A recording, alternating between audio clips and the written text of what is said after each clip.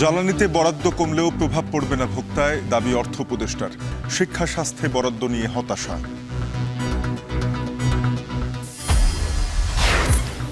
রাঙামাটিতে পাহাড় ধসের শঙ্কা, কুশিয়ারায় বাঁধ উপচে, সিলেটের জকিগঞ্জে বন্যা, প্রশাসনকে দুষছেন স্থানীয়রা। নেত্রকোনার পশুর হাটে ভিড়, চাহিদা বেশি দেশি জাতের গরুর। ভারতীয় গরু ঢোকা নিয়ে শঙ্কা কুমিল্লার খামারিদের।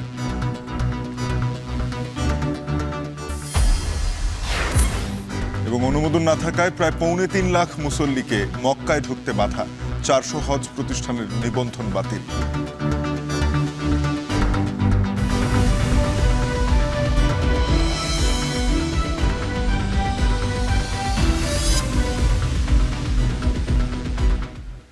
স্বাগত এখন বাণিজ্যে, আপনাদের সাথে আছি তানজিম শাফিন। প্রস্তাবিত বাজেটে কমেছে পরিবহন ও যোগাযোগ খাতের বরাদ্দ। ৫ মন্ত্রণালয় ও বিভাগের বরাদ্দ কমেছে প্রায় ১২,০০০ কোটি টাকা। বরাদ্দ কম বিদ্যুৎ ও জ্বালানি খাতেও, তবে অর্থ উপদেষ্টা বলেছেন বরাদ্দ কমলেও প্রভাব পড়বে না ভোক্তা পর্যায়ে। আরও জানাচ্ছেন রকিবুল রাহাত। স্বাচ্ছন্দ্যময় যাতায়াত নাগরিকের অন্যতম চাহিদা। একই সাথে অর্থনীতির গতি প্রকৃতি নির্ভরশীল যোগাযোগ অবকাঠামোর উপর। তাই বাজেটে পণ্যের দাম বাড়া বা কমার পরেই অনেকের আগ্রহের জায়গা যোগাযোগ ও পরিবহন খাতের বরাদ্দ নিয়ে। গুরুত্বপূর্ণ খাতটিতে ১১,৫৮৪ কোটি টাকা বরাদ্দ কমেছে প্রস্তাবিত বাজেটে। বাজেট বিশ্লেষণে দেখা যায়, পরিবহন ও যোগাযোগ খাতের ৫ বিভাগ ও মন্ত্রণালয়ের মধ্যে সবচেয়ে বেশি বরাদ্দ কমেছে রেলপথ মন্ত্রণালয়ে। গেল অর্থ বছরে ১৮,০৭২ কোটি টাকার বরাদ্দ এবার নেমে এসেছে ১১,৯৪৪ কোটিতে। এরপরই রয়েছে বেসামরিক বিমান চলাচল ও পর্যটন মন্ত্রণালয়ের। ৫,৬৯৫ কোটি থেকে বরাদ্দ কমে দাঁড়িয়েছে ২,৪৫৫ কোটিতে। সেতু বিভাগের বরাদ্দ গেল অর্থ বছরের তুলনায় কমেছে ১,২৯৬ কোটি টাকা। এছাড়া ৯৯১ কোটি টাকার বরাদ্দ কমেছে নৌ পরিবহন মন্ত্রণালয়ে। সব বিভাগে বাজেট কমলেও সামান্য বেড়েছে সড়ক পরিবহন ও মহাসড়ক বিভাগে। ৩৮,১৪৩ কোটি থেকে বেড়ে ৩৮,৪৯৬ কোটিতে উন্নীত হয়েছে বরাদ্দ। আমাদের দেশের অবকাঠামোগত বিষয়টা মোটামুটি একটা সুরাহা যদি হয়েও থাকে, কিন্তু পরিবহন ব্যবস্থার পরিস্থিতি আমাদের দেশে আসলে খুবই খারাপ। এবং এই ব্যাপারে বাজেট বরাদ্দ দিয়ে কী করা হবে আমি জানি না, কিন্তু বেশ কিছু নীতিগত বিষয়ে সরকারের এখানে কোনো কার্যকর ভূমিকা দেখতে পাচ্ছি না। বিগত আওয়ামী লীগ শাসনামলে বিদ্যুৎ খাতে সীমাহীন দুর্নীতির অভিযোগ রয়েছে। অন্তর্বর্তী সরকার আগেই আভাস দিয়েছিল বরাদ্দ কমার। ২০২৫-২৬ অর্থ বছরে বিদ্যুৎ ও জ্বালানি খাতে ৩০,৩১৭ কোটি টাকার বরাদ্দ কমে ২২,৫২০ কোটি টাকায় নেমেছে। এর মধ্যে বেশি কমেছে বিদ্যুৎ বিভাগে। ২৯,২৩০ কোটি থেকে প্রায় ৯,০০০ কোটি টাকা কমে বরাদ্দ দাঁড়িয়েছে ২০,৩৪২ কোটি টাকায়। তবে বাজেট কমলেও বিদ্যুতের দাম বাড়বে না বলে আশ্বস্ত করেছেন অর্থ উপদেষ্টা। নীতিগতভাবে আমরা বিদ্যুতের মূল্য আপাতত না বাড়ানোর সিদ্ধান্ত নিয়েছি। বিদ্যুৎ খাতে প্রদত্ত ভর্তুকির পরিমাণ ক্রমান্বয়ে হ্রাস করার লক্ষ্যে বিদ্যুৎ উৎপাদনের সার্বিক ব্যয় ১০% কমানোর পরিকল্পনা হাতে নেওয়া হয়েছে। শিল্প উন্নয়নের স্বার্থে এবং শিল্প উৎপাদন এবং শিল্প স্থাপনের স্বার্থে বিদ্যুৎ ও জ্বালানির বিষয়ে সরকারের কিন্তু অধিকতর মনোযোগ দিতে হবে এবং এটির একটা স্থায়ী সমাধান করতে হবে। এদিকে স্থানীয় সরকার ও পল্লী উন্নয়ন খাতের বরাদ্দ কমেছে প্রস্তাবিত বাজেটে। স্থানীয় সরকার বিভাগে গেল বছরের বরাদ্দ ছিল ৪৫,২০৫ কোটি টাকা। প্রস্তাবিত বাজেটে বরাদ্দ রাখা হয়েছে ৪২,৪৩৩ কোটি টাকা। পল্লী উন্নয়ন ও সমবায় বিভাগে গেল বছরের বরাদ্দ ছিল ১,৩৪৭ কোটি, এবার কমে হয়েছে ১,১০০ কোটি টাকা। পার্বত্য চট্টগ্রাম বিষয়ক মন্ত্রণালয়ের বরাদ্দ ১,৪০০ কোটি টাকা থেকে কমে দাঁড়িয়েছে ১,৩৬২ কোটি টাকায়। এই খাতে মোট বরাদ্দ ৪৭,৯৫২ কোটি থেকে ৪৪,৮৯৫ কোটি টাকায় নেমেছে। রকিবুল রাহাত, এখন, ঢাকা। সার্বিকভাবে বাজেটে বরাদ্দ কমানো হয়েছে শিক্ষা, স্বাস্থ্য ও কৃষি খাতে। বিদেশি অর্থায়ন বন্ধ ও দেশের বাইরে চিকিৎসা নিতে না পারার বাস্তবতায় এই অপ্রতুল বাজেট বেশ ভোগাবে এমন আশঙ্কা অর্থনীতিবিদদের। শিক্ষার বরাদ্দ নিয়ে হতাশা প্রকাশ করেছেন তারা। মুজাহিদ শুভর প্রতিবেদন। প্রতিবারের মতো এবারও সার্বিকভাবে বাজেটে বরাদ্দ কমানো হয়েছে শিক্ষা, স্বাস্থ্য ও কৃষি খাতে। শিক্ষা ও স্বাস্থ্যের মানোন্নয়ন এবং কৃষিতে চাহিদার কয়েকগুণ উৎপাদন বৃদ্ধির লক্ষ্যে এসব খাতে বরাদ্দ বাড়াতে বলা হলেও চিত্র হয়েছে উল্টো। যদিও প্রতিটি খাতের কিছু কিছু বিষয়ে বরাদ্দ বাড়ানো হয়েছে। বাজেট বক্তৃতায় শিক্ষা, স্বাস্থ্য ও কৃষিতে বরাদ্দের নানা দিক তুলে ধরেন অর্থ উপদেষ্টা ডক্টর সালেহ উদ্দিন আহমেদ। অতিরিক্ত 4,166 কোটি টাকা এবং সম্প্রসারিত টিকাদান কর্মসূচির জন্য 1,000 কোটি টাকা বরাদ্দ রাখার প্রস্তাব করছি। এর মধ্যে শিক্ষা খাতে সার্বিক বরাদ্দ দেয়া হয়েছে 1,10,657 কোটি টাকা, যা 2024-25 অর্থ বছরের বাজেটে ছিল 1,11,158 কোটি টাকা। আগামী অর্থ বছরে সরকারি প্রাথমিক বিদ্যালয় ফিডিং কর্মসূচির জন্য 2,164 কোটি টাকা বরাদ্দ রাখার প্রস্তাব করছি। এদিকে স্বাস্থ্য খাতে আগামী অর্থ বছরে বরাদ্দ দেয়া হয়েছে 41,908 কোটি টাকা, যা 2024-25 অর্থ বছরে 41,408 কোটি টাকা। গত বছরের তুলনায় বেড়েছে মাত্র 500 কোটি টাকা। বিদেশি অর্থায়ন বন্ধ ও দেশের বাইরে চিকিৎসা নিতে না পারার বাস্তবতায় এই অপ্রতুল বাজেট বেশ ভোগাবে বলে আশঙ্কা অর্থনীতিবিদদের। শিক্ষার বরাদ্দ নিয়েও হতাশ এই বিশেষজ্ঞ। শিক্ষা স্বাস্থ্যে আমি আসলে তেমন কোনো আশা দেখি না। স্বাস্থ্য খাতে তো একেবারেই দেখি না, কারণ স্বাস্থ্য একেবারে ইমিডিয়েট সেবা প্রদানের সাথে আমাদের বিদেশি যে ফান্ডগুলো ছিল তার বেশ কিছুটা শিক্ষা স্বাস্থ্য খাতে উইথড্রন হয়েছে। টাকার অঙ্কে যত না গুরুত্বপূর্ণ, আপনার ওই মানুষের ছড়িয়ে যাওয়ার রোগের ক্ষেত্রে তো খুব গুরুত্বপূর্ণ। এই অর্থায়নগুলো তো করতে পারতে হবে। এখন আমার হেলথ ডিভিশনের বাজেট কমিয়ে দিয়ে আমি ঠিক আশাবাদী না যে আমি কতটুকু করতে পারবো। অপরদিকে কৃষি খাতে 2025-26 অর্থ বছরে বরাদ্দ দেয়া হয়েছে 46,268 কোটি টাকা। গত বছর ছিল 47,332 কোটি টাকা, অর্থাৎ এই খাতেও কমেছে প্রায় 1,000 কোটি টাকা। মুজাহিদ শুভ, এখন, ঢাকা। কোরবানির ঈদে বাড়ে দেশি জাতের গরুর চাহিদা। বিশেষ করে হাওরে গরুর চাহিদা থাকে সারা দেশে। তাই ঈদের আগেই নেত্রকোনার পশুর হাটে বেড়েছে ক্রেতার ভিড়। এবছর কোরবানি উপলক্ষে জেলায় প্রায় 1.5 লাখ গবাদি পশু প্রস্তুত রয়েছে, যার বাজার দর অন্তত 1100 কোটি টাকা। রিফাত আহমেদ রাসেলের প্রতিবেদনে থাকছে বিস্তারিত।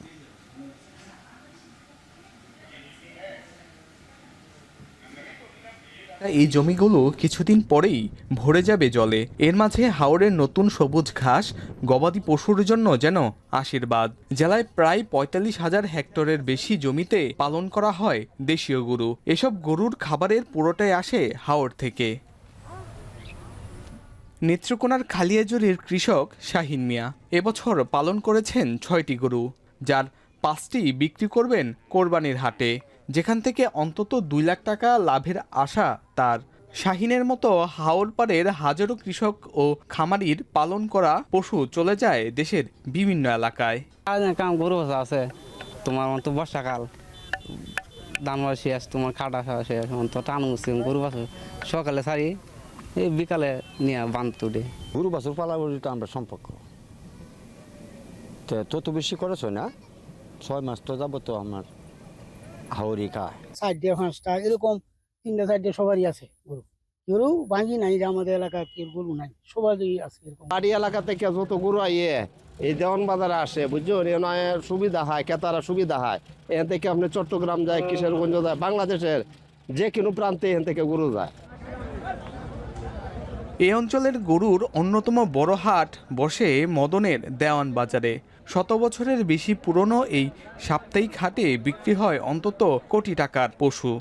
দেশি গরু আছে, দেশি গরু বড় বড় গরু আছে, বড় ছোট সবই মিলাই আছে। গরু উঠে ভালো, বেচা কিনাও ভালো, প্রত্যেক বৃহস্পতিবারে জমে। হাওর অঞ্চলে যে আমাদের দেশি গরুর জন্য উত্তম হাট হইলো এই দেওয়ান বাজার হাট।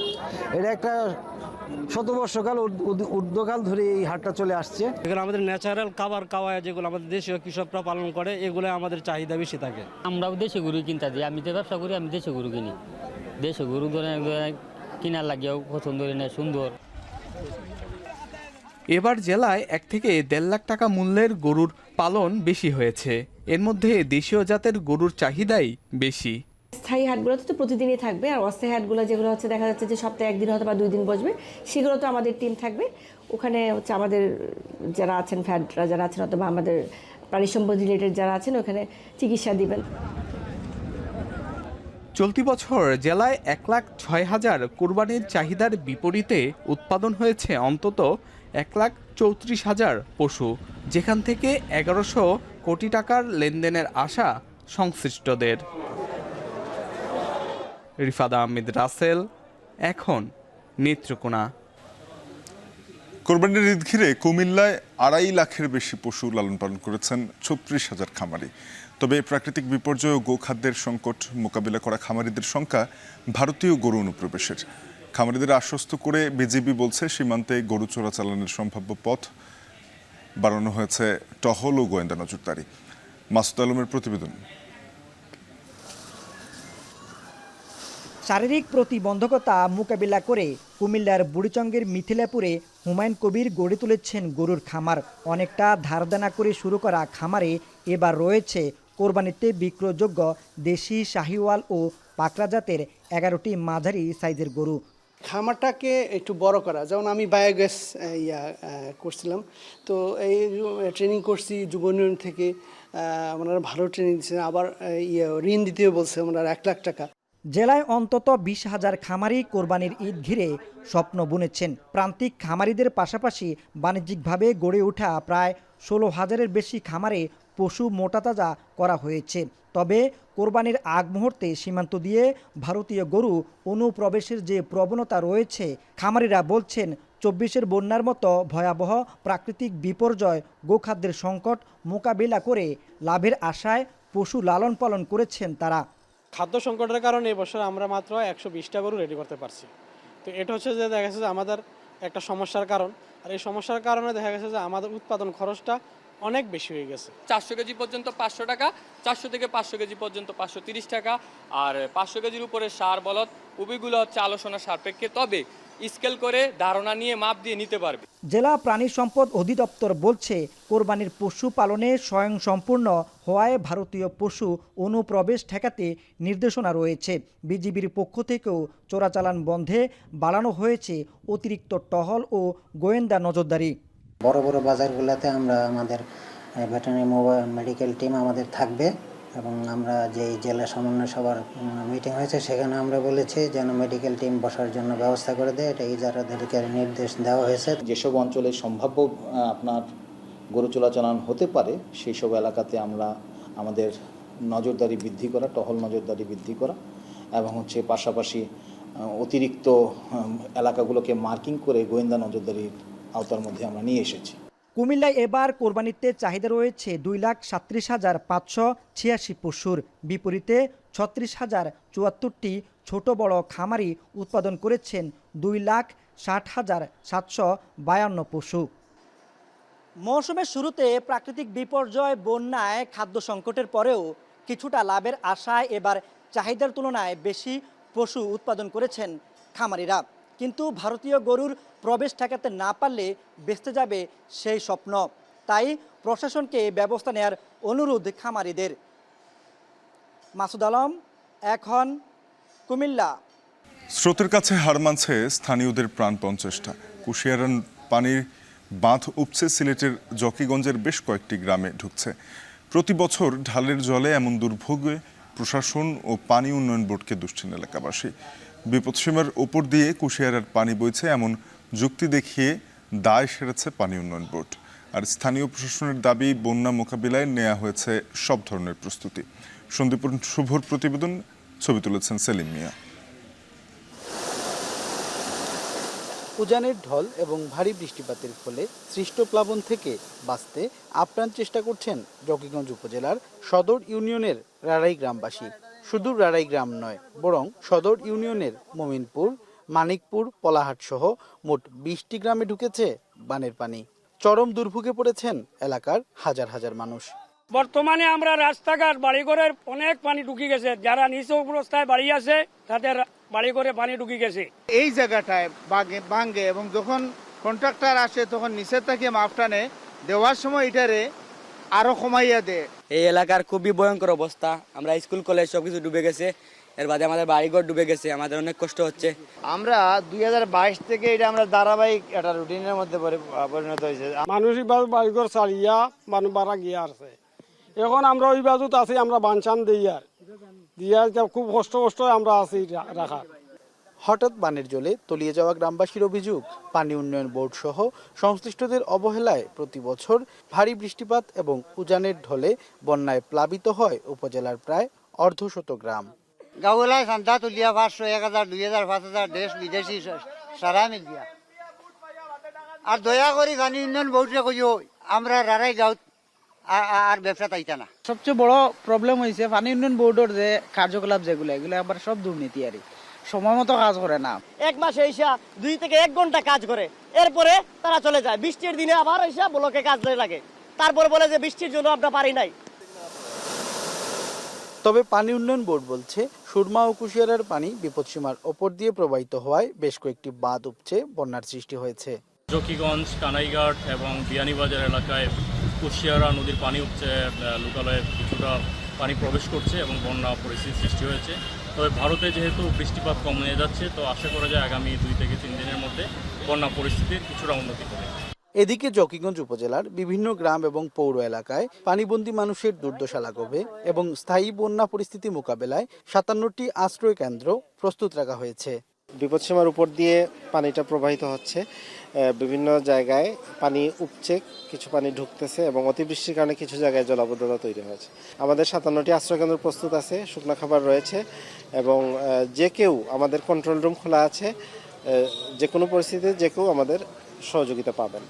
এছাড়াও জেলার যে কোনো উপজেলায় বন্যা পরিস্থিতির অবনতি ঘটলে উদ্ধার কার্যক্রম এবং ত্রাণ সহায়তা প্রদানে জেলা প্রশাসনের সার্বিক প্রস্তুতি রয়েছে বলে জানান সিলেটের জেলা প্রশাসক। একই সাথে জেলায় প্রস্তুত রাখা হয়েছে মোট 587টি আশ্রয় কেন্দ্র।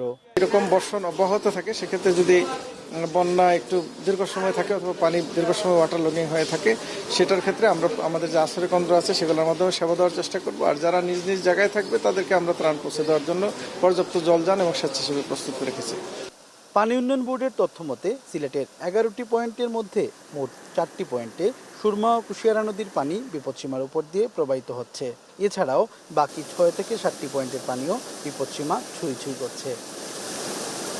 কুশিয়ারা নদীর পানি এখন বিপদসীমার উপর দিয়ে প্রবাহিত হচ্ছে এবং দানবের রূপ নিয়েছে এই কুশিয়ারা।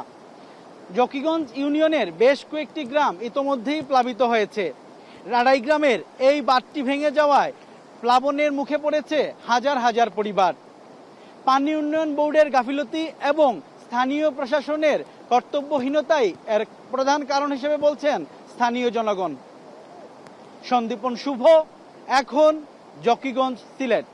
গত কয়েকদিনের টানা বৃষ্টি ও পাহাড়ি ঢলে কাপ্তাই হ্রদের পানি বেড়ে প্লাবিত হয়েছে নিম্নাঞ্চল। ইতিমধ্যে 5 উপজেলার 16টি ইউনিয়ন প্লাবিত হয়েছে। এতে পানিবন্দী হয়ে পড়েছেন প্রায় 23,798 জন। এ নিয়ে আরও জানাতে রাঙ্গামাটি থেকে যুক্ত হয়েছেন সহকর্মী জিয়াউর রহমান জুয়েল। জুয়েল, জানাবেন যে বাসিন্দাদের নিরাপদ আশ্রয় নিতে প্রশাসনের পক্ষ থেকে কোনো উদ্যোগ নেওয়া হয়েছে কিনা, এখন কি আবহাওয়া?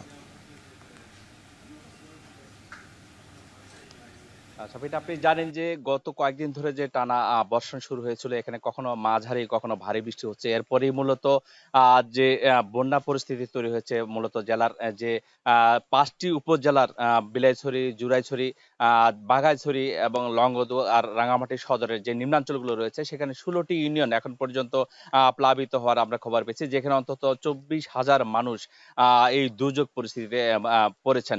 এর মধ্যে আমরা কথা বলেছিলাম জেলা প্রশাসনের সঙ্গে, সেখানে এখানে আসলে জরুরি কন্ট্রোল রুম খোলা হয়েছে, সেখান থেকে সার্বক্ষণিক মনিটরিং করা হচ্ছে। এর বাইরে যেটি হয়েছে উপজেলা প্রশাসন সার্বক্ষণিক তারা নানা তৎপরতা চালাচ্ছেন। এর মধ্যে আশ্রয় কেন্দ্রে উঠেছেন অনেকেই যারা ঝুঁকিপূর্ণ রয়েছেন বন্যার পরিস্থিতিতে, তাদেরকেও আসলে ত্রাণ তৎপরতায় রেখেছেন উপজেলা প্রশাসন থেকে। একটুখানি বলে রাখি, রাঙ্গামাটিতে এই যে বর্ষণ শুরু হলেই মূলত এই ধরনের পরিস্থিতি তৈরি হয়। একই সঙ্গে যে পাহাড়ের ধস, আপনি জানেন যে 2017 সালের 13 জুন যে ভয়াবহ পাহাড় ধসের ঘটনা ঘটেছিল, সেখানে 5 সেনা সদস্য 120 জনের প্রাণহানি ঘটে। এর পরের বছরও 2018 সালেও সেখানে আসলে নানিচর উপজেলায় আরো 11 জনের প্রাণহানির ঘটনা ঘটে। এই যে সব মিলিয়ে এই ধরনের পরিস্থিতি তৈরি হলে প্রশাসন থেকে এক ধরনের চাপ তৈরি হয়, যারা পাহাড়ের পাদদেশে ঝুঁকিপূর্ণ বসবাস করছেন তাদেরকে আশ্রয় কেন্দ্রগুলোতে সরিয়ে নেওয়ার জন্য এবারও সেই ঘটনাটি ঘটেছে, যে প্রশাসন থেকে ব্যাপক তৎপরতা চালানো হচ্ছে। রাঙ্গামাটি শহরে যদি একটুখানি বলেই, এখানে 2টি আশ্রয় কেন্দ্র রয়েছে, লোকনাথ মন্দির এলাকা এবং রাঙ্গামাটি শহরের সরকারি উচ্চ বিদ্যালয়, যেখানে 72 জন মানুষ এখন পর্যন্ত রয়েছেন সরকারি উচ্চ বিদ্যালয়, এবং লোকনাথ মন্দিরে 112 জন মানুষ আশ্রয় কেন্দ্রে রয়েছেন। এর বাইরে অন্যান্য উপজেলাগুলোতে প্রায় 672 জন মানুষ আশ্রয় কেন্দ্রে রয়েছেন। সব মিলে যেটি বলা চলে যে প্রশাসন থেকে ব্যাপক তৎপরতা চালানো হচ্ছে। পুরো জেলায় 624টি আশ্রয় কেন্দ্র খোলা রাখা হয়েছে, যেখানে মানুষজন যে কোনো মুহূর্তে যেন তারা উঠতে পারেন, অনেকে উঠেছেন। সব মিলিয়ে যদি বলি যে এই পরিস্থিতি শুধুমাত্র বর্ষার যে বৃষ্টিপাত সেটি যদি কমে যায় তাহলে হয়তো পরিস্থিতি স্বাভাবিক হয়, না হলে এক ধরনের আতঙ্ক থাকে, যেহেতু এই ধরনের আগেও ঘটনা ঘটেছে প্রাণহানির। সব মিলিয়ে প্রশাসন থেকে যে তৎপরতা সেটি আসলে চোখে পড়ার মতো। তারা সার্বক্ষণিক নজরদারি করছেন। উপজেলা প্রশাসনের যারা রয়েছেন, বিশেষ করে উপজেলা নির্বাহী কর্মকর্তারা, তারা মাঠ পর্যায়ে যাচ্ছেন এবং যেখানে ঝুঁকিপূর্ণ বসবাস করছেন তাদেরকে সরিয়ে নেওয়ার চেষ্টা করছেন। একই সঙ্গে যারা বন্যা দুর্গত রয়েছেন তাদের সেখানে যাচ্ছেন। এই পানি আসলে রাঙ্গামাটির যে কাপ্তাই হ্রদ সেটি একই ধারে বৃষ্টির পানি যেমন আসছে, সেখান থেকে ভারতের উজান থেকে যে ঢল, পাহাড়ি ঢল, সেটিও আসলে এসে কাপ্তাই হ্রদের পানি বৃদ্ধি পাচ্ছে। এই কারণেই মূলত যে নিম্নাঞ্চলগুলো রয়েছে জেলার, সেখানে নিম্নাঞ্চলগুলোতে পানি বাড়তে শুরু করছে। সব মিলিয়ে এই ছিল আমার কাছে সবশেষ। দুদিনের ভারী বৃষ্টিতে প্লাবিত হয়েছে রাঙামাটি জেলার নিম্নাঞ্চল। এ নিয়ে জানাচ্ছিলেন সহকর্মী জিয়াউর রহমান জুয়েল। রাজধানীর শাহজাহানপুরে সড়ক দুর্ঘটনায় মতিঝিল থানার এসআই কামরুল ইসলাম নিহত হয়েছেন। সোমবার রাত 8:15টার দিকে এই দুর্ঘটনা ঘটে। পুলিশ জানায়, এসআই কামরুল ইসলাম নিজ বাসাবো সবুজবাগ থেকে মোটরসাইকেলে কর্মস্থল মতিঝিলে যাচ্ছিলেন। পথে শাহজাহানপুরে পৌঁছালে তাকে পেছন থেকে একটি বাস চাপা দেয়। স্থানীয়রা তাকে হাসপাতালে নিয়ে গেলে চিকিৎসক মৃত ঘোষণা করেন। এ ঘটনায় বাস চালককে আটক করেছে পুলিশ। রাত 12:30টায় রাজারবাগ পুলিশ লাইন কেন্দ্রীয় মসজিদে তার জানাজা অনুষ্ঠিত হয়। নিহত পুলিশ সদস্যের বাড়ি নেত্রকোনার সদর উপজেলার নাগরায়।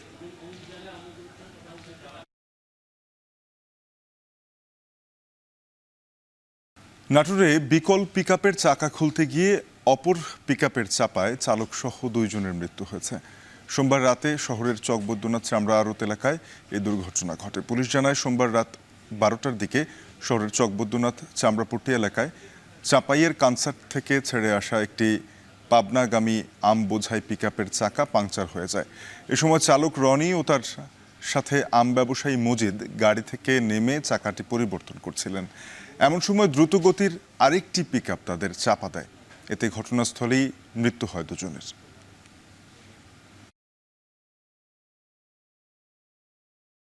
কোরবানির ঈদে আদা, পেঁয়াজ, রসুন সহ মশলা জাতীয় পণ্যের চাহিদা থাকে বেশি। পর্যাপ্ত সরবরাহের পরও দাম বাড়ানোর অভিযোগ ওঠে ব্যবসায়ীদের বিরুদ্ধে।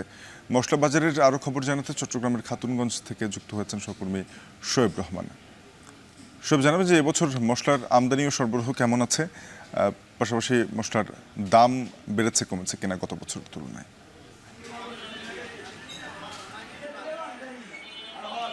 শাফিন, বর্তমানে কিন্তু যেই ক্ষুদ্র আমদানিকারকরা রয়েছেন তারাও আমদানি করতে পারছেন পণ্য, এবং যেটি আসলে আগে তারা পারতেন না।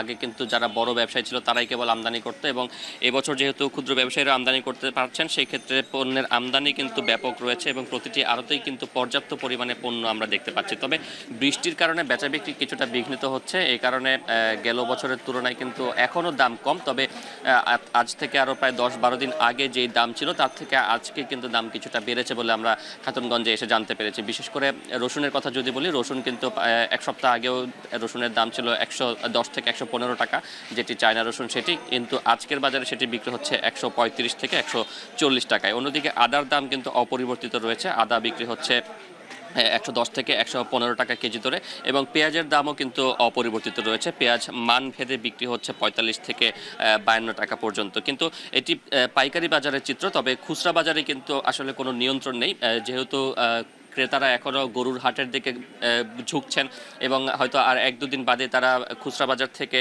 এ ধরনের মশলা জাতীয় পণ্যগুলো কিনবেন। সেই জায়গা থেকে খুচরা বিক্রেতারা এরই মধ্যে খাতুনগঞ্জে ভিড় করতে শুরু করেছেন। তারা এখান থেকে এই দামে পণ্য নিয়ে গেলেও কিন্তু বিক্রি করছেন কিন্তু অনেক বাড়তি দামে। বিশেষ করে যদি আমরা রসুনের কথা বলি, যে পাইকারি বাজারে যে রসুন বিক্রি হচ্ছে 135 থেকে 140 টাকায়, সেটি কিন্তু খুচরায় বিক্রি হচ্ছে 200 টাকারও বেশি দামে।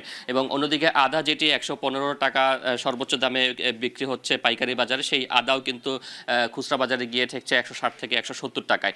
এবং পেঁয়াজের কথা যদি বলি, পেঁয়াজের ক্ষেত্রেও কিন্তু পাইকারি এবং খুচরার মধ্যে ব্যাপক ফারাক দেখতে পাচ্ছি আমরা। বিশেষ করে সর্বোচ্চ ভালো মানের পেঁয়াজ খাতুনগঞ্জে বিক্রি হচ্ছে 52 টাকা কেজি দরে, কিন্তু সেই পেঁয়াজ কিন্তু খুচরায় গিয়ে বিক্রি হচ্ছে 70 থেকে 80 টাকায়। তো সবকিছু মিলিয়ে ব্যবসায়ীরা, এখানকার আড়তদাররা যারা রয়েছেন, তারা বলছেন যে পর্যাপ্ত পণ্যের সরবরাহ রয়েছে, কিন্তু সেই তুলনায় আসলে ক্রেতা এখনও আসতে শুরু করেননি। আর যেহেতু বৈরী আবহাওয়া রয়েছে চট্টগ্রামে, কিন্তু গেল 1 সপ্তাহ বা 5 থেকে 6 দিন ধরেই কিন্তু ভারী বৃষ্টিপাত অব্যাহত রয়েছে। খুচরা ব্যবসায়ীরাও কিন্তু খুব একটা আসতে পারছেন না। খাতুনগঞ্জ থেকে কিন্তু চট্টগ্রাম সহ সারা দেশে এই ধরনের পণ্যগুলো সরবরাহ হয়ে থাকে, এবং বিশেষ করে চট্টগ্রামের আশেপাশে যে সকল উপজেলাগুলো থেকে বিক্রেতারা আসেন, খুচরা বিক্রেতারা আসেন, তারাও কিন্তু এখনও সেভাবে আসতে পারেনি, যে কারণে বেচাকেনা এখনও জমে ওঠেনি। তবে বৃষ্টিপাত কিছুটা কমলে হয়তো বা আজকালের মধ্যে বেচা বিক্রি আরোটা বাড়বে, এবং তখন কিন্তু ব্যবসায়ীরা যে পর্যাপ্ত পণ্যের যে যোগান রয়েছে সেই পণ্যগুলো তারা বিক্রি করতে পারবেন। অন্যথায় এগুলো কিন্তু পচনশীল পণ্য, সেটি নিয়ে কিন্তু ব্যবসায়ীদের মধ্যে এক ধরনের দুশ্চিন্তা রয়ে গেছে। কিন্তু যেহেতু পাইকারি বাজারের দাম এখনও গেলবারের চেয়ে অনেকটা কম, কিন্তু খুচরা বাজারে আসলে প্রশাসনের তদারকির দরকার বলে মনে করছেন ব্যবসায়ীরা।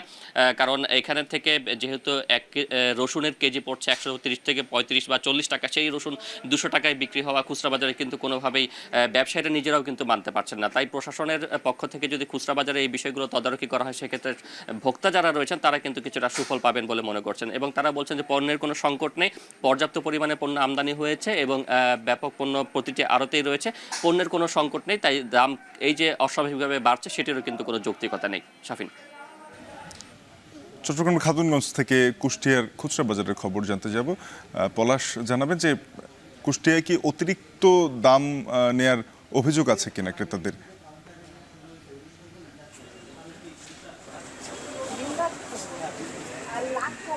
জি ভাই,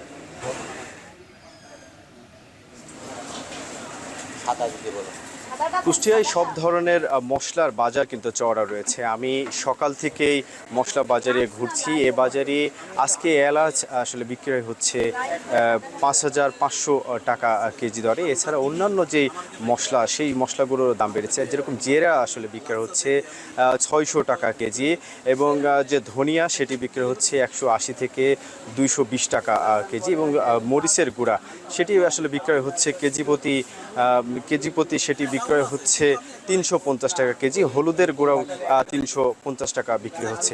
এছাড়া দারচিনি বিক্রয় হচ্ছে 600 টাকা কেজি, এবং আমি লবঙ্গর যে সেটি আসলে দেখছি, লবঙ্গর দাম এই বাজারে 1400 থেকে 1450 টাকা কেজি আসলে দরে বিক্রয় হচ্ছে। এছাড়া অন্যান্য যে সব ধরনের যে মশলা, সেটি আসলে দাম বেড়েছে। মূল ব্যাপারটা আসলে আমি একটু আগেও কথা বলেছি যে এখানে যারা ব্যবসায়ী রয়েছেন তারা বলছেন যে বাজারে সরবরাহ রয়েছে, তবে ঈদকে সামনে রেখেই মূলত দাম বেড়েছে। এবং সব মিলাই এছাড়াও আমি ক্রেতাদের সাথে কথা বলছি, ক্রেতারা বলছেন যে নিয়মিত যে বাজার মনিটরিং যে বিষয়টি, সেটি আসলে যদি থাকে, সেক্ষেত্রে এই যে অসাধু যারা ব্যবসায়ীরা রয়েছেন তারা দাম বৃদ্ধি করতে পারবেন না, এবং সেটি তারা চেয়েছেন যে তারা যে নিয়মিত যে বাজার মনিটরিং সেটি যেন হয়, সেই বিষয়টা এরকম আসলে দাবি জানিয়েছেন। এই নিয়ে আমি একটু আগেও কথা বলছি কুষ্টিয়ার বাজার মনিটরিং কর্মকর্তা সুজাত আহমেদ খানের সাথে। তিনি জানিয়েছেন যে বাজারে দাম বৃদ্ধির কারণেই কালকেও 2 ব্যবসায়ীকে জরিমানা করেছেন, এবং এই যে তাদের যে বাজার মনিটরিং যে কাজটি তারা নিয়মিত করছেন, এবং তারা বলছেন যে ঈদকে ঘিরেই ভেজাল যে মশলা সেটি বাজারে সয়লাভ হয়, সেটিও আসলে ঠেকাতে প্রশাসনের পক্ষ থেকে তারা নিয়মিত তদারকি করছেন, খোঁজখবর রাখছেন, কেউ যাতে কোনো ভেজাল মশলা যাতে বিক্রয় যাতে না করতে পারে সেই বিষয়গুলো তারা নজর রাখছেন। শাফিন, এই ছিল আমার কাছে কুষ্টিয়ার মশলা বাজার থেকে সর্বশেষ। ঢাকা সিলেট মহাসড়কে প্রতিদিন যানজটের দুর্ভোগ পোহাতে হয় যাত্রীদের। বিকল্প সড়ক হিসেবে ব্যবহার হলেও সরাইল লাখাই হবিগঞ্জ আঞ্চলিক মহাসড়কটিও এখনও সরু অবস্থায় থাকায় অসহনীয় হয়ে উঠেছে। এই সড়ক চওড়া হলে ঢাকার সঙ্গে হবিগঞ্জের দূরত্ব অন্তত ৩০ কিলোমিটার কমবে, বাড়বে ব্যবসা বাণিজ্যের প্রসার। আজিজুল সঞ্চয়ের প্রতিবেদন। ঢাকা সিলেট মহাসড়কের ব্রাহ্মণবাড়িয়া অংশে যানজট যেন এখন নিত্যদিনের চিত্র। খানাখন্দ আর অতিরিক্ত যানবাহনের চাপে ঘন্টার পর ঘন্টা আটকে থাকেন যাত্রীরা। বিশেষ করে সরাইল বিশ্বরোড মোড় থেকে শাহবাজপুর পর্যন্ত অংশে পরিস্থিতি আরও ভয়াবহ। বড় ধরনের যানজট তৈরি হলে লাখাই ও হবিগঞ্জগামী গাড়িগুলো বিকল্প হিসেবে সরাইল নাসিরনগর লাখাই হবিগঞ্জ আঞ্চলিক সড়ক ব্যবহার করে। তবে সড়কটি সরু হওয়ায় এখানেও তৈরি হয় তীব্র যানজট। এই অবস্থায় ২০২৩ সালে ৫১ কিলোমিটার দৈর্ঘ্যের সরাইল নাসিরনগর লাখাই হবিগঞ্জ আঞ্চলিক সড়ক চৌড়াকরণ প্রকল্প হাতে নেয় সড়ক ও জনপথ বিভাগ। মূলত সড়কটি চৌড়া হলে কমবে ঢাকা হবিগঞ্জের দূরত্ব, যানজটও অনেকটা লাঘব হবে বলে মনে করছেন স্থানীয়রা। একই সঙ্গে ব্যবসা বাণিজ্য ও পরিবহন খাতে আসবে গতি, বাড়বে আঞ্চলিক অর্থনৈতিক কার্যক্রম। বর্তমানে বিশ্ব রুট থেকে যে যানজটের সৃষ্টি হয়েছে এটা আশুগঞ্জ থেকে নিয়ে আপনার ওদিকে শাহবাজপুর পর্যন্ত বিস্তৃত। ব্রিজ একটা এটা অনেক চিপা, এটা ব্রিজটা আসতে গেলে নিজেরই বই লাগে, ব্রিজ পড়া যায়। 40 মিনিটে যাওয়ার কথা, এখানে আপনার প্রায় 2 ঘন্টা লাগে রাস্তার মধ্যে। একটা গাড়ি ক্রসিং করতে কষ্ট হয়ে যায়। প্রকল্প হাতে নিয়েছে, ওই প্রকল্পটা এখন পর্যন্ত কোনো কাজ হচ্ছে না এবং তার কাজের কোনো দ্রুত গতিতে আমরা দেখতে পাচ্ছি না। হবিগঞ্জের সাথে ঢাকা যোগাযোগ অত্যন্ত ভালো এবং সহজ হবে। এই আমাদের ঢাকা সিলেট মহাসড়কের উপর চাপ অনেকটা কমে আসবে যদি এটা পরিমাণ উন্নীত হয়। সরাইল অংশের ২৫ কিলোমিটার নির্মাণে ব্যয় ধরা হয়েছে ৩৩৫ কোটি টাকা। হবিগঞ্জ অংশে ২৬ কিলোমিটার সড়ক নির্মাণ ও ভূমি অধিগ্রহণে ব্যয় ৬৮০ কোটি টাকা। তবে দরপত্র আহ্বানের ১ বছরেও চূড়ান্ত হয়নি ঠিকাদার নিয়োগ। এতে থেমে আছে প্রকল্প বাস্তবায়নের কাজ। দরপত্র মূল্যায়ন সহ দাপ্তরিক অন্যান্য কাজের কারণে নির্মাণ কাজ শুরুতে বিলম্ব হচ্ছে বলে জানায় সড়ক বিভাগ। রাস্তাটির প্রশস্ততা 5 পয়েন্ট আছে, 5.5 প্রায় 18 ফিট। আর যদি এটা বর্তমান যে টেন্ডার করা হয়েছে এটাতে 10.3 প্রায় 25 ফিটের কাছাকাছি ধরা হয়েছে। এতে অতি সহজে যদি কোনো প্রবলেম হয় ঢাকা সিলেট 4 লেনে, তাহলে এই রাস্তা বিকল্প হিসেবে ব্যবহার করে মানুষ আপনার এই সিলেটে যাতায়াত করতে পারবে এবং সময়ও কমবে। দরপত্র আহ্বান করা হয়েছে এবং দরপত্র প্রক্রিয়াধীন আছে। দরপত্র অনুমোদন হলে এই সড়কটি আশা করা যায় আগামী 2 বছরের মধ্যে কাজ সম্পন্ন হবে। ডিসি অফিস থেকে জনপ্রশাসন মহোদয়ের কার্যালয় থেকে আমরা ভূমি অধিগ্রহণের একটা এস্টিমেটও পেয়েছি। তো কাজে ভূমি অধিগ্রহণ, ইউটিলিটি শিফটিং এবং নির্মাণ ব্যয় এগুলো সঠিক আছে, এখানে কোনো অতিরিক্ত ব্যয় ধরা হয়নি। সড়কটি বাস্তবায়ন হলে ঢাকার সঙ্গে হবিগঞ্জের দূরত্ব অন্তত ৩০ কিলোমিটার কমবে। আর যোগাযোগ ব্যবস্থার এই উন্নয়ন বদলে দেবে পুরো অঞ্চলের অর্থনৈতিক চিত্র। আজিজুল সঞ্চয়, এখন ব্রাহ্মণবাড়িয়া। এবারে দেশের বাইরের খবর। গাজায় ত্রাণ কেন্দ্রগুলোতে ইসরায়েলের গুলিতে ফিলিস্তিনি নিহতের ঘটনায় স্বাধীন তদন্তের দাবি জানিয়েছেন জাতিসংঘ মহাসচিব অ্যান্তোনিও গুতেরেস। বিষয়টি নিশ্চিত করেছে আল জাজিরা। সোমবার সকালে দক্ষিণ গাজার ইসরায়েল ও মার্কিন সমর্থিত সহায়তা কেন্দ্রে ফিলিস্তিনিদের লক্ষ্য করে গণহারে গুলি করে আইডিএফ। এতে 3 ফিলিস্তিনি নিহত হন, আহত হন আরও 30 জন। মার্কিন ও ইসরায়েলি কেন্দ্রগুলোতে ত্রাণ নিতে গিয়ে ইসরায়েলি হামলায় এ পর্যন্ত 31 ফিলিস্তিনি নিহত হয়েছে বলে দাবি হামাসের। তবে সহায়তা কেন্দ্রে হামলার বিষয়টি অস্বীকার করেছে ইসরায়েলি সেনারা। পবিত্র হজ শুরুর আগেই 3.25 লাখ অনুমোদনবিহীন মুসল্লির মক্কায় প্রবেশ আটকে দিল সৌদি আরব। নির্দেশনা অমান্য করায় 23,000 সৌদি নাগরিককে শাস্তি এবং 400 হজ প্রতিষ্ঠানের নিবন্ধন বাতিল করেছে কর্তৃপক্ষ। এরই মধ্যে বিধি মেনে হজ পালনে মক্কায় প্রবেশ করেছেন 14 লাখের বেশি মুসল্লি। আরও জানাচ্ছেন নুজহাত কামাল।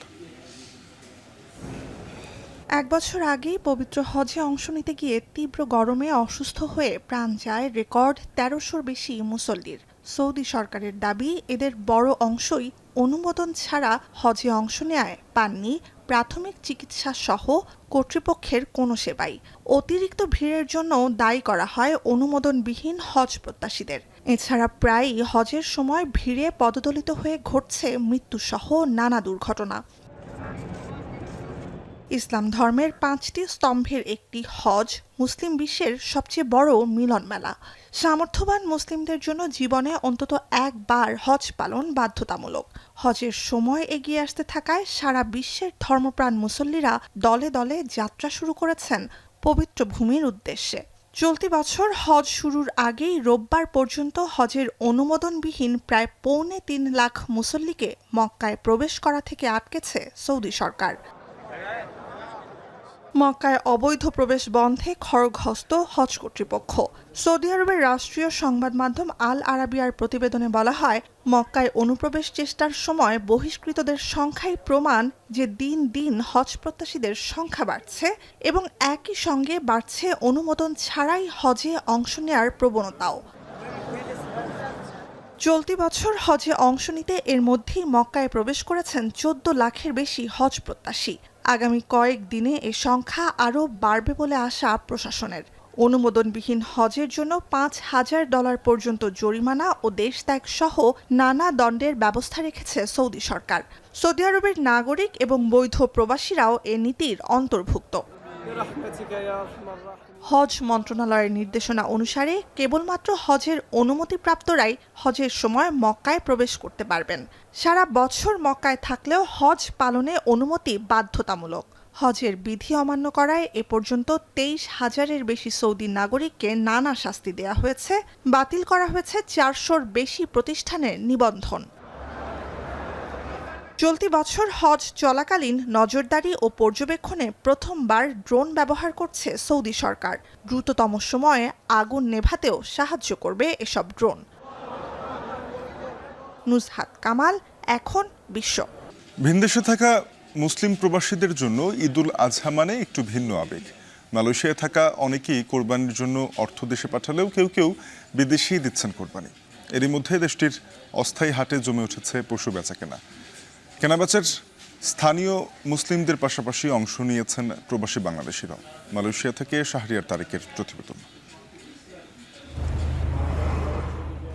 দেখতে দেশি কোনো কোরবানির পশুর হাট মনে হলেও এটি মালয়েশিয়ার একটি অস্থায়ী হাট। ঈদুল আজহা গনিয়ে আসায় জমজমাট হচ্ছে দেশটির পশুর বাজার। এর মধ্যে অন্যতম শাহ আলম স্টেডিয়ামের এই হাট। মালয়েশিয়ান ও বাংলাদেশিদের যৌথ উদ্যোগে এই অস্থায়ী হাটের আয়োজন। হাটটিতে উঠেছে স্থানীয় ও বিদেশি নানা জাতের গরু। ক্রেতা বিক্রেতার উপস্থিতি চোখে পড়ার মতো। হাটে অনেক প্রবাসী ব্যবসা যেমন করছেন, তেমনি অনেকে কিনে নিচ্ছেন কোরবানির পশু। পাশেই কোরবানির তাৎপর্য ও নিয়মকানুন নিয়ে হচ্ছে আলোচনা। ক্রেতারা চাহিদা অনুযায়ী গরু পাবেন বলে নিশ্চয়তা দিচ্ছেন খামারিরা। পুরা আসিয়ানে এত বৃহৎ গরুর মেলা আর কখনো হয় নাই। আপনারা জানেন মালয়েশিয়াতে কোরবানি সাধারণত মসজিদগুলোতে দেয়, আপনি টাকা দিয়ে আসলেন, আপনি গরুও দেখতেছেন না। তো কোরবানির নিয়ম আমরা ওইটাই উদ্বুদ্ধ করতেছি, আপনি নিজের গরু নিজে পছন্দ করুন, নিজে কোরবানি দেন।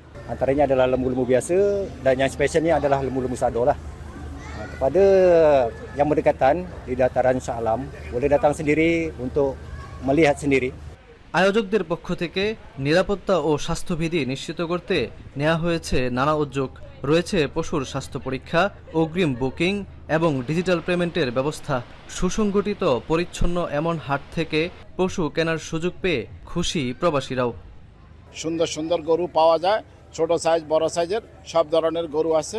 আমি এখানে কুরবানি গরু কিনলাম, এরাই একদম পুরো ফুল প্যাকেজটা নিয়ে নিছে। আমার জন্য সব থেকে ভালো হচ্ছে আমার ক্যাশ ক্যারি করতে হচ্ছে না, আমি অনলাইনে পেমেন্ট করে দিতে পারছি। এই জিনিস যদি বাংলাদেশেও চালু করে সেই ক্ষেত্রে দেখা যাবে যে ব্যাপারীদের জন্য অনেক সুবিধা হবে। শুক্রবার মধ্যরাত পর্যন্ত চলবে কেনাবেচা। এছাড়া পশু কোরবানি দেয়া ও মাংস প্রক্রিয়াজাত করার সুব্যবস্থাও আছে এখানে। কুরবানির পশুর হাট নিয়ে এমন আয়োজনের মধ্য দিয়েই ধীরে ধীরে ঈদের আমেজ ছড়িয়ে পড়ছে মালয়েশিয়ায়। এখানে শুধু পশু কেনাবেচা নয়, বরং হয়ে উঠেছে স্থানীয় এবং প্রবাসীদের ধর্মীয় মিলন মেলাও। শাহ আলম স্টেডিয়াম থেকে শাহরিয়ার তারেক, এখন মালয়েশিয়া। এবারে খেলার খবর। আইপিএল ফাইনালে নতুন এক চ্যাম্পিয়ন পাচ্ছে ইন্ডিয়ান প্রিমিয়ার লিগ। আইআরের পাঞ্জাব দলের জন্য অপেক্ষা করছে কোহলির রয়্যাল চ্যালেঞ্জার্স বেঙ্গালুরু। দু দলের লড়াই শুরু বাংলাদেশ সময় রাত ৮টায়। বিস্তারিত থাকছে ফারহান ইহসানের প্রতিবেদনে। আইপিএলের ফাইনালে রয়্যাল চ্যালেঞ্জার্স বেঙ্গালুরুর মুখোমুখি হবে পাঞ্জাব কিংস। প্রায় এক দশকের অপেক্ষা ঘুচিয়ে অবশেষে ফাইনালে নাম লেখালো পাঞ্জাব। রোববার দ্বিতীয় কোয়ালিফায়ারে অধিনায়ক শ্রেয়াস আয়ারের দুর্দান্ত ইনিংসে ভর করে মুম্বাই ইন্ডিয়ান্সকে ৫ উইকেটে হারিয়ে শিরোপার লড়াইয়ে পৌঁছে যায় দলটি। আইপিএল ইতিহাসে প্রথম অধিনায়ক হিসেবে 3টি ভিন্ন ভিন্ন দলকে ফাইনালে নিয়েছেন শ্রেয়াস আয়ার। গেলবার কলকাতা নাইট রাইডার্সকে দিয়েছেন শিরোপার স্বাদ। এর আগে দিল্লিকেও চ্যাম্পিয়নের খেতাব এনে দেন আয়ার। এবারের আইপিএলের নতুন চ্যাম্পিয়ন পেতে যাচ্ছে, কারণ 2 ফাইনালিস্ট বেঙ্গালুরু ও পাঞ্জাব আগে কখনো চ্যাম্পিয়ন হয়নি। যদিও 2 দলই এর আগে ফাইনাল খেলার স্বাদ পেয়েছে, বেঙ্গালুরু 3 বার এবং পাঞ্জাব 1 বার। বেঙ্গালুরুর দুর্ভাগ্য, এর আগে 3 বার ফাইনালে উঠে একবারও চ্যাম্পিয়ন হতে পারেনি। সবশেষ 2016 সালের ফাইনালে তারা হারে মুস্তাফিজের সানরাইজার্স হায়দ্রাবাদের কাছে। 9 বছর বিরতি দিয়ে আবারও তারা উঠল ফাইনালে। পাঞ্জাব কিংসেরও আইপিএল সাফল্য শূন্য। 2014 সালে ফাইনালে উঠলেও সেবার পাঞ্জাব হেরেছে সাকিব আল হাসানের কলকাতা নাইট রাইডার্সের কাছে। মঙ্গলবার আহমেদাবাদে অনুষ্ঠিত হবে এবারের মেগা ফাইনাল। এখন বাণিজ্য শেষ করবো, যাবার আগে শিরোনামগুলো জানাবো আরেকবার। জ্বালানিতে বরাদ্দ কমলেও প্রভাব পড়বে না ভোক্তায়, দাবি অর্থ উপদেষ্টার। শিক্ষা স্বাস্থ্যে বরাদ্দ নিয়ে হতাশা।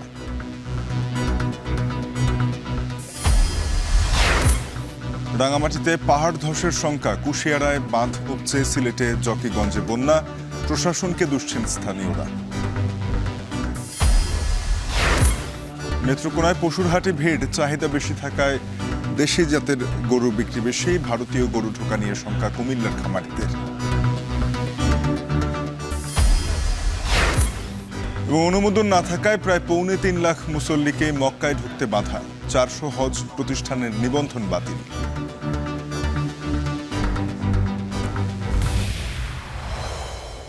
এই ছিল এখন বাণিজ্যে। এখন টেলিভিশনের ওয়েবসাইট দেখতে ভিজিট করুন www.ekon.tv।